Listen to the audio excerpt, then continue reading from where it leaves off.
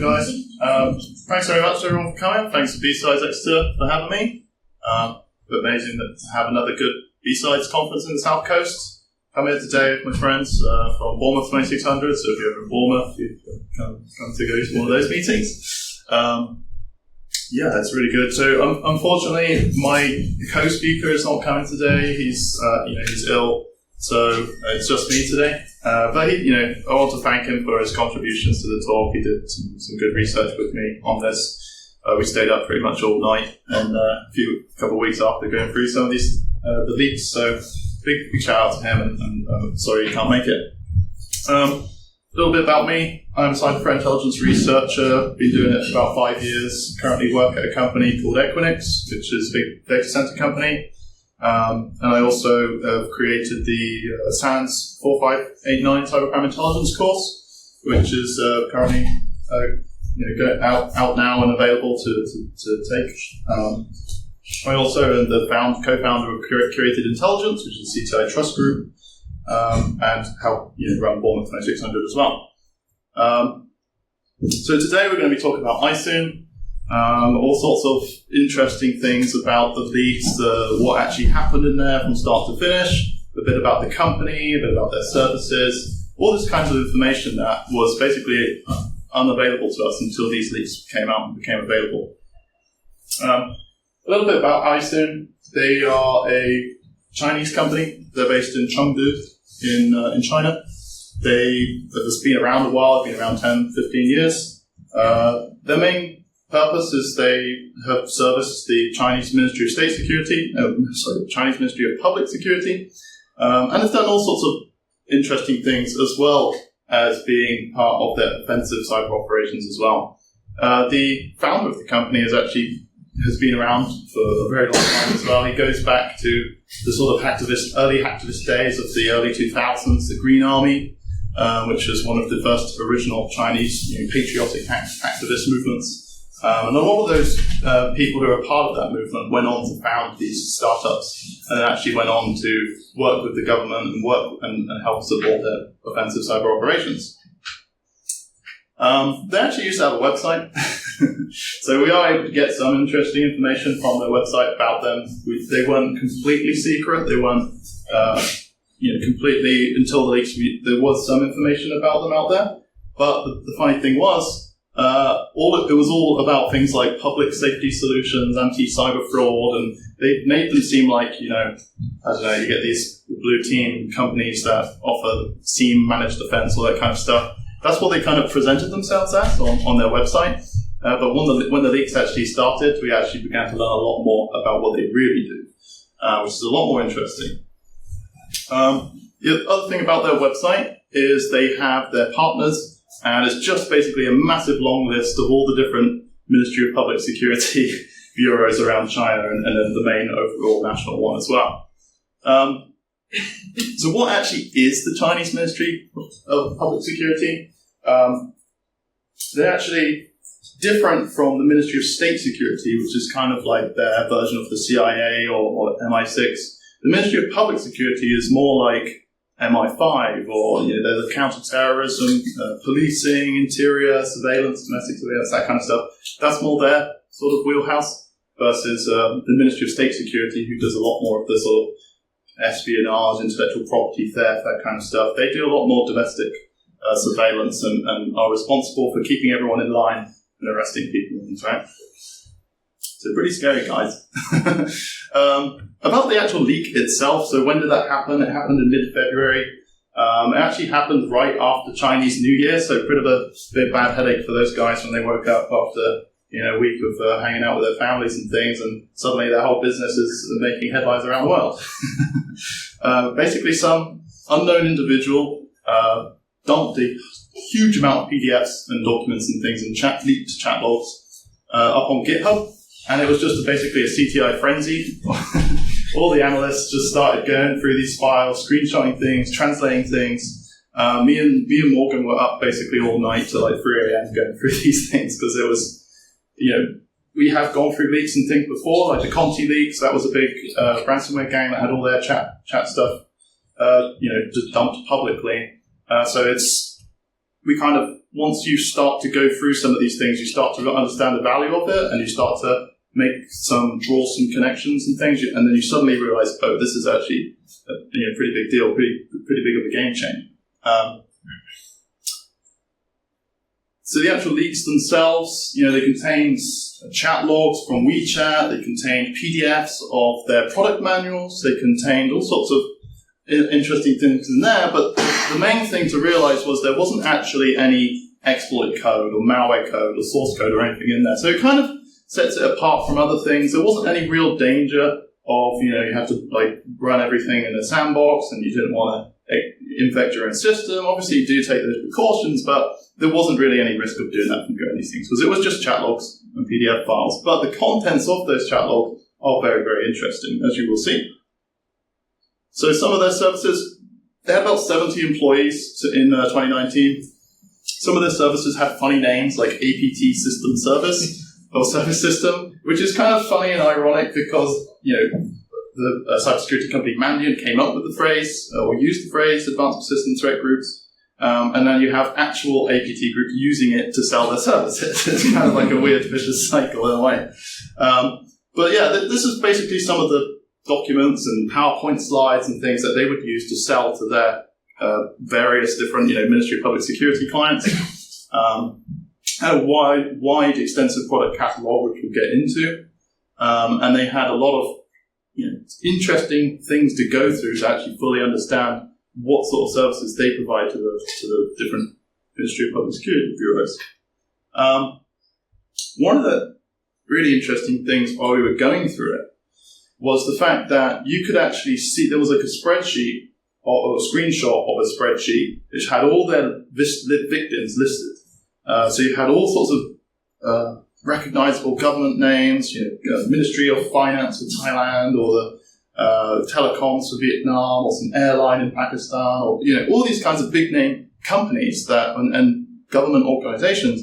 And it's just a massive list of them, and it had how much data they had stolen from them, and when did they actually attack it and things. And you could actually use this spreadsheet and line it up with open source reports of when a certain APT campaign took place. And you could be like, oh, so this is actually part of an ISOON campaign of when these victims were targeted. So that was probably one of the most valuable things that came out of the leak, is actually knowing where they were targeting. Various researchers online, like Recorded Future and Halfbang Lab and a few others, put together like a table of contents and things of all the victims. They extracted it all and did it all. And so I definitely recommend if you want to really drill down, see who was exactly victimized. But basically what I did was put those victims into an Excel spreadsheet, and then I counted which countries they were in. And the most targeted ones was actually, number one was Thailand from that spreadsheet, and then it went to Taiwan, India, and the UK as well, which is quite interesting because that's where a lot of dissidents get to, right? When they want to escape China, a lot of them will go to these countries and things as well. So definitely highlights one of the main types of motivations and main types of targeting that ISOON was a part of as well. So when we were looking at ISOON's victims and we were looking at some of the things they were saying in their products and in their PowerPoints and things, it all ties back to this thing that the NPS calls the 5 poisons, which is what the Chinese Communist Party basically deems as threats to the party itself and the country. So that includes the Uyghurs in Xinjiang province, you've got the Tibetan supporters, you've got the pro-democracy movements, Falun Gong, which is kind of like a religious movement as well. A lot of these religious movements are kind of definitely discouraged and banned in China and things, so actually starting a religious movement is definitely going to get the NPS on your case. And they've got the Taiwan independence movement as well. So a lot of the targeting by ISOON all ties back to the 5 poisons of China, of what the NPS deems as a threat to the country. One of the product catalogs actually mentioned specifically about Uyghur terrorism activity in Xinjiang province. So it's definitely, the evidence was absolutely there. And we've seen investigative journalism, we've seen reports and things about, kind of activities going on. Very sensitive topic, and especially if you're in China and talking about these types of topics, you're definitely going to get the MPS in your case for that. So I don't recommend going to China if you talking about this kind of stuff as well. The other interesting thing is how ISOON's campaigns and surveillance of individuals and dissidents and, like I was saying, the 5 poisons, it kind of ties back to some other public reporting by, or just public announcements by the US Department of Justice. They were arrested about 40 Chinese police officers who were working overseas in New York, and other parts of the US as well. And what they were doing, they were basically harassing people who were sort of dissidents and people trying to contact people in China and try and get these movements going and try and support people, help people leave the country, whatever. They actually had deployed officers overseas to go and harass those people. And they were doing it all sorts of malicious ways. They created basically social media botnets. They had kind of social engineering teams that were trying to befriend people. Kind of ties back to some of the stuff that ISOON was doing as well, as you will see. So some of their platforms they had, the main kind of 6 that I thought was the most notable coming out of those leaks as well, kind of understanding what sort of services they offered. They had a Twitter public opinion and guidance and control system. So, I'll talk about that a bit more, but basically a lot of it was to do with monitoring people, interacting with targets, trying to gain information about them. And then they did kind of some unexpected stuff. So they had a lot of hardware-related attack, attack and hacking tools. So imagine a Hack5, but a kind of Chinese version that's used to surveil people and monitor them and track them down and find out who they are and arrest them, probably, right? They also had a lot of custom malware, so it's probably a lot of things that everyone here finds probably some of the most interesting findings from it. But as I say, none of the source code or anything was available, unfortunately, for analysis. They also did a lot of other things like the automated penetration testing platform, a lot of point-to-click hacking stuff. If you have all these 20, 30 different Ministry of Public Security bureaus, not all of them know how to perform penetration testing or red teaming or whatever. So they actually developed a point-and-click to hack kind of tool for them, which is probably why we see so many different APT groups, right? Because a lot of these platforms that enable the hacking is just rolled out and they just run their own campaigns with them. Let's get on to actually diving deeper into some of those things, right? So we have the Twitter control system.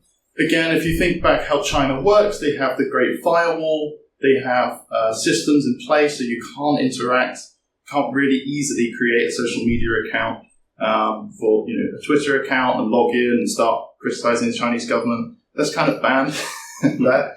But there are ways to do it. If you use VPNs, if you use SOC proxies and things, you use different ways to get through the Great Firewall and things, or as they call it, the Golden Shield. But this is where the Chinese MPS will come in and basically try and monitor those accounts and figure out who runs those accounts. So they will look for keywords in Twitter. They'll log into this platform. It's like a full SaaS platform where they can create an account and then interact with people, right? And then they can send them messages and they can try and befriend them, basically trying to figure out who they are to arrest them. It's a pretty sinister platform. And it's all to do with bypassing the firewall and doing it remotely as well from inside China. It's pretty interesting tech. This was actually a really interesting one as well. It's the email collection analysis tool. This was, imagine you're some sort of APT group and you go into a target environment, you download everything from the Microsoft Exchange server. You don't really have time to go through each individual email, right? So what this does, it takes all of those emails, ingests them, and makes them searchable. It's kind of like an e-discovery tool for APTs. So you've got exactly who's talking to who. You've got different statistics and dashboards of who sent the most emails or who's mentioned this keyword the most. And the other interesting thing about it is you can download the inboxes of people's Gmail accounts and people's personal email accounts, download all of those inboxes, and then port them into this, and you can see their conversations between each other. Again, another very sinister surveillance tool as well. This is what I was mentioning earlier, the automated penetration testing platform. The interesting thing about this is the fact there were so many open source tools basically combined in together into this SaaS platform. You just basically click and plug and play and whatever and just run your own campaign that way. You don't even have to really understand how these tools work, but you know, like they know as an organization, they want to be able to exploit something. And the other interesting thing is you have, again, this scales of attacks, right? So all you have to do is build a platform like this, hire a load of people who've never done it before, and then you can run attacks and things within a week or so. So it's kind of another interesting platform. You may see some sort of various different Western cybersecurity companies trying to build these kind of platforms as well for sort of legitimate penetration testing and defense and things, cyber defense, but they're using it to hack into companies, and they're the actual real bad guys. So custom rats. As I was mentioning earlier, you have Windows stuff, you have macOS stuff, Android, iOS, whatever. Again, it all boils down to being able to control the system, take information away from it, and basically use that to uncover some kind of different plots and things, or whatever the targets they're going after. So a lot of the time, there's kind of two main types of targets they're going after. It was foreign organizations, so like I was mentioning in the UK and Thailand and Taiwan and India, and 20 other different countries as well. But once they are into that system, they can then gather the data, build up, and then chuck it into one of their analysis platforms as well to support their campaigns. So it's definitely interesting how it all feeds in together, right? This is actually a really interesting product as well, is the hardware hacking stuff. The Wi-Fi, sort of a kind of a Wi-Fi brute forcing and cracking tool inside of a Xiaomi battery pack. So they can just deploy it somewhere, maybe, I don't know, if you imagine in Xinjiang province or some sort of temple or whatever, you can imagine what these things are potentially used for, right? Pretty sinister products used for surveillance and getting into people's devices. This is actually, could be a whole talk in itself, is how the Chinese government has kind of turned around. They used to come to these bug bounty competitions. They used to come to Pwn2Own, which is a globally recognized conference where security researchers and vulnerability researchers go to them. And actually they find the 0 days. They disclose them at the conference. They actually go there, have a little demonstration, found the 0 day. They get a massive payout in those times. Or if you hack a Tesla, you get a free Tesla. It's a pretty cool competition if you guys fancy a bit of vulnerability research. The Chinese teams always won it. They were the best at this kind of vulnerability research and things. And the funny thing was, they actually stopped coming. The government banned them from being able to go to these competitions. And now they have their own ones. So they have the Tianfu Cup I think it's in Chongqing or Chengdu every year. And again, it's the same premise, but instead of disclosing to the companies at the end of the day, they disclose it to the government and the surveillance services. So it's another difficult situation where you have these really elite vulnerability researchers that are finding these critical bugs. And instead of Microsoft or Apple or whoever patching them, it's just going to an APT group to launch attacks against us. Right? So yeah, that could be a whole talk on itself, but it's definitely an interesting topic to look into.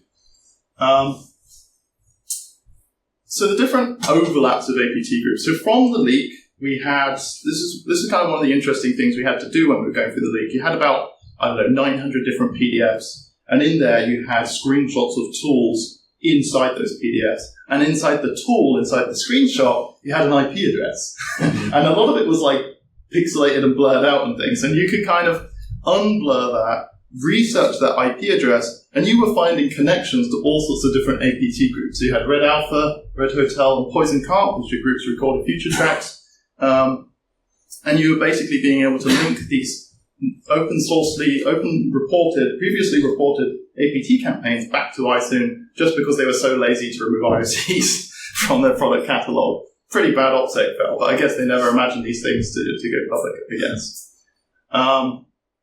But at the end of the day, for a long time, for the last maybe 15 or so years, there's been this kind of theory of a digital quartermaster, of one sort of organization that is supplying the tools and malware and exploits to the various APT groups. because China has by far the highest number of APT groups going, launching attacks pretty much every single day.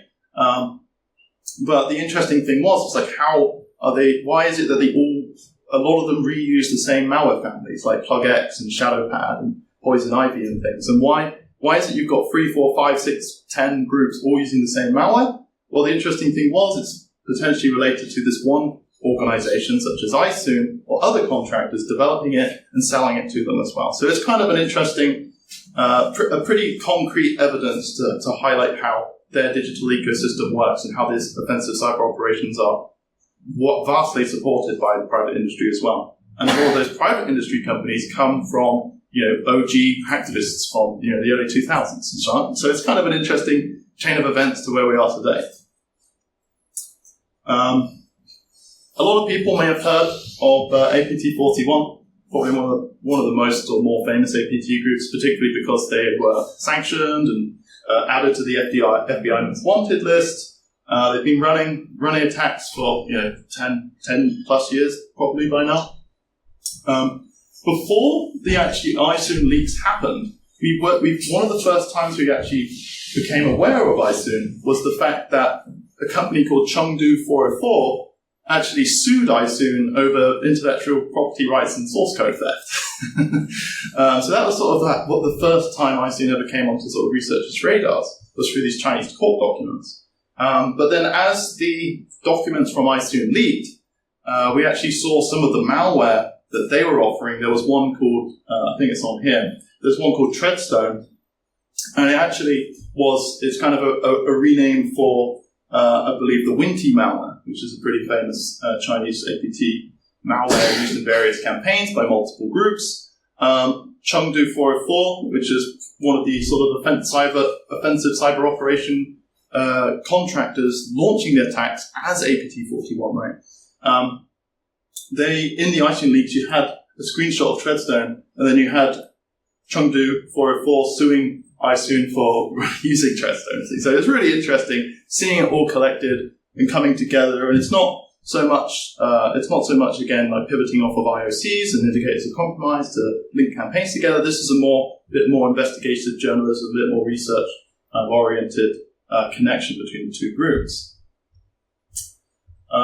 Fishmonger is the name of an APT group that ESET tracks, who in 2019 was responsible for various campaigns against demonstrators and protesters in Hong Kong. So back in 2019, there was a massive demonstration of protesters in Hong Kong, because back then China had basically, if you weren't aware, there was an agreement of a slow transition period from Hong Kong to becoming part of China from the UK back in 1997, I believe. China basically reneged on that agreement, and they've started to basically introduce all sorts of Chinese mainland laws into the Hong Kong semi-autonomous region. And from that, the Hong Kongers didn't like that.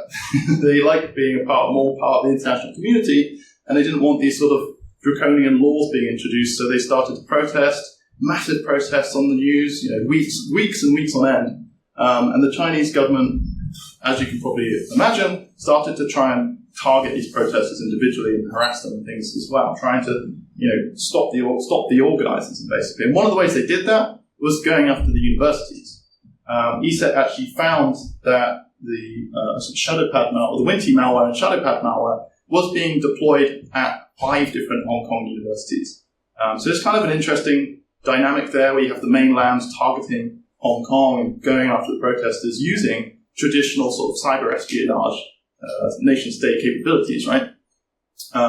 And again, ISOON is connected to that, because if you go through the victims spreadsheet of ISOON, you could see all these .edu Hong Kong domains. You could see how much data was being stolen from them. And you can see when they were stolen. So you've got 2019 here, some in 2021 even as well. Because they're still protesting as well about these things.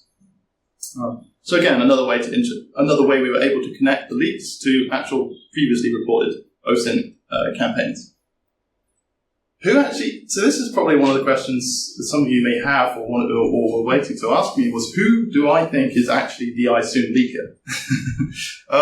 It's a difficult question. We don't fully know who exactly it was, but it was most likely a revengeful employee. Because if you think about the level of access they had, the type of information they knew, the way they spoke on GitHub, basically criticizing ISOON and saying they didn't pay their employees enough, all this kind of stuff, it kind of comes back to this must have been some sort of insider threat, insider leak, basically. There are some other theories. It could be a rival Chinese contractor. Remember when Chengdu 404 was suing ISOON? There's a little bit of friction between these things. Even some of this friction even dates back to grudges from when they were in the Green Army together, right? So maybe it's another company trying to knock ISOON off the map and take over as the new digital quartermaster for all the APT groups, right? Definitely an interesting thing to think about, but I think at the end of the day, the most likely answer is probably his next employee, right? Or a current employee who decided to take down the company. Just some funny stuff. When we were going through this, we just saw people in Chinese commenting on the GitHub that where the leak was. And we're like, well, maybe, is this an employee of ISOON, maybe? I don't know. It's pretty funny, though. Other ISOON bloopers, my friend Morgan, whilst he was going through a lot of the documents as well, I was kind of doing more of the connecting things to known APT campaigns, and he was just kind of going through all of it and mapping it all as well, translating it, did a massive machine translation of it all. And he actually found this hilarious thing where it was an APT team offsite where they went to Disneyland Shanghai. So if you ever go to Disneyland Shanghai, you might be bumping shoulders with APT groups.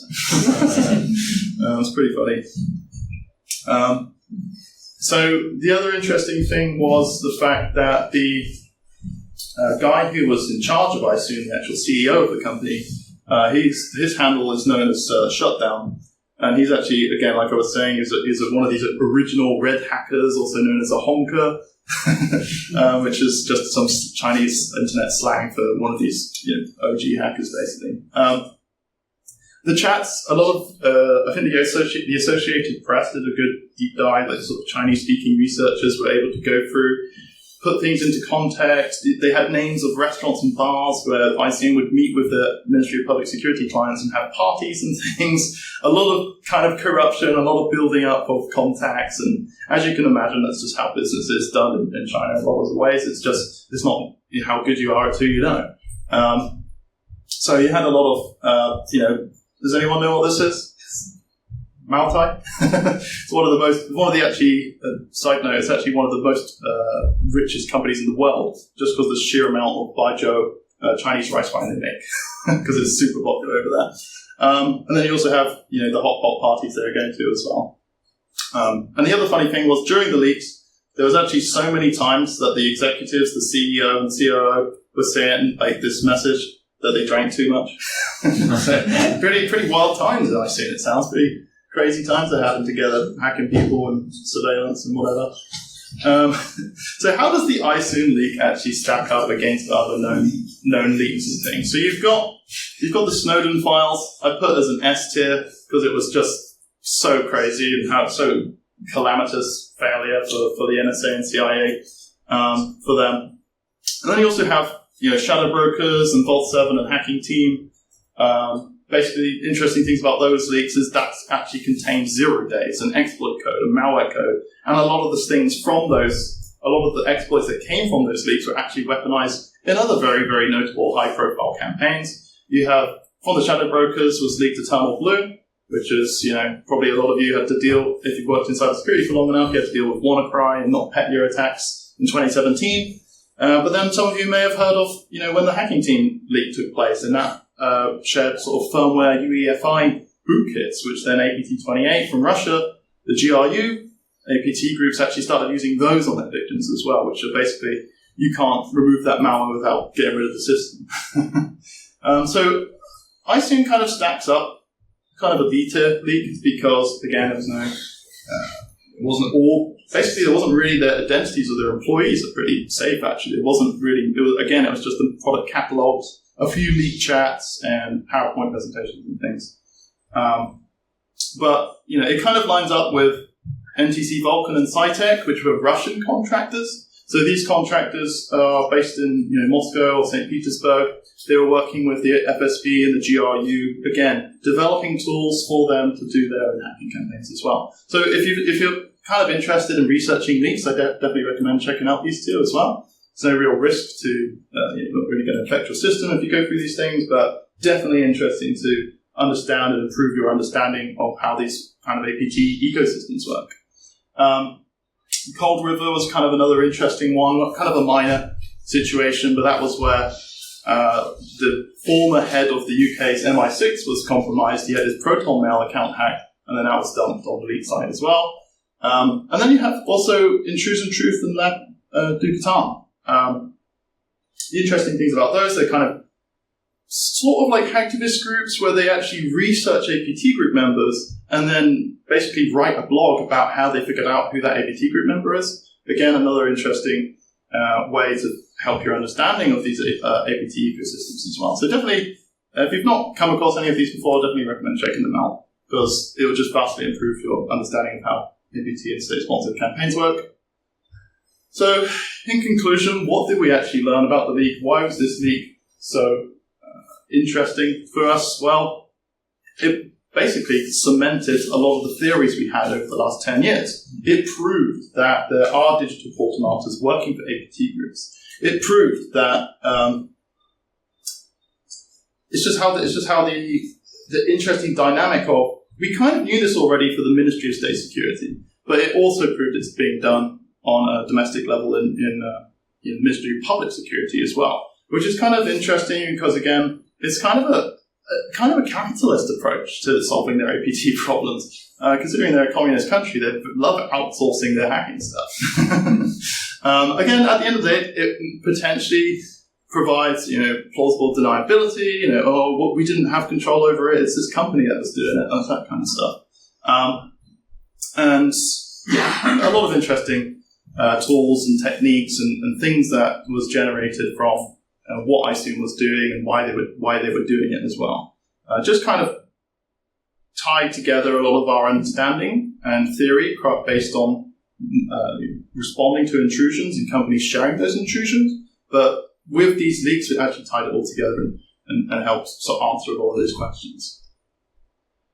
So if you're kind of interested in where I got a lot of this stuff and my own research as well, NATO Force has done a lot of good blogs on these things. They actually wrote this blog in October 2023, which is quite a few months before the ISOON leak even came out. So definitely those guys are those people are definitely ahead of the curve. It's a great book called The Dark Visitor, which was written in like 2005 or something like that. So it's all about the Honker Union and the Green Army and that patriotic hacking and activism things back then when it was, all Windows XP or whatever. Definitely interesting. Mandiant's APT1 report, need I say more? And then a lot of the Intrusion Truth blogs as well and how they use Chinese social media and company registration records and all that kind of stuff to tie back to and dox various APT group members, and who then end up on the FBI wanted list. So, thank you very much. I appreciate it.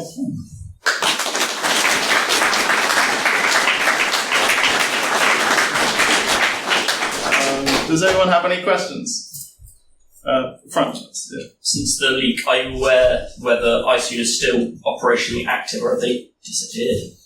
Yeah, it's a great question. I think the malware they've developed is still definitely being used. Yeah. But whether they're actually launching their own operations themselves is still yet to be seen. An intrusion directly linked back to them. So that's the best I know. There's a question at the back? Yeah. Yeah, the stuff that appeared on GitHub, how much was it done? Was there any evidence of sort of curation or removal? Yeah, so the question was how curated was the good dump on GitHub? And it was kind of interesting because the README page was separated into categories, so it was pretty well organized. Like the leaker had seemingly gone through it themselves or helped create it. And they put it all together. It was quite a well-planned leak, I think, because how they got the leaked chatnet messages between the executives is a pretty big giveaway of potentially who, like ISOON probably know who was responsible, but it was pretty well organized into different. You've got the product catalog category, and then you have the PowerPoint presentation category, and then you have the leaks as well, the leak chat logs as well. So it was pretty well organized, and whoever did it intentionally to damage and ruin the reputation of the company as well. Yep, Ian. So, is there anything that ties ISOON to the recent Volt Typhoon campaign that showed that Chinese were capable of building exploits for Netgear routers, TP-Link, and stuff like that? Is there another piece you think that might be lurking out there that does that type of specific work? Yeah, so from the ISOON leaks, there was no direct link to Volt Typhoon as far as I'm aware. So the interesting thing about Volt Typhoon, for those of you not aware, is they're a Chinese APT group who is kind of like China's sandworm. They're the kind of the APT group that's hitting critical infrastructure, potentially pre-positioning to launch destructive attacks against industrial control systems as well, right? Or telecommunication systems. They are quite interesting because they do a lot of hands-on keyboard, no malware kind of stuff. They do a lot of living off the land and 0 days. So there's definitely a potential link between, like I was saying, with the Tianfu Cup and those researchers developing 0 days and things for routers and firewall devices and network security devices, and giving that off to whoever Volt Typhoon is, whether it's a contractor or whether it's an MSS. Yeah, it's probably some sort of relation like that, but as far as I'm aware, there's no direct tie between ISOON and Volt Typhoon, but definitely worth investigating as well. I think that's it then. Awesome. Thank you very much, everyone.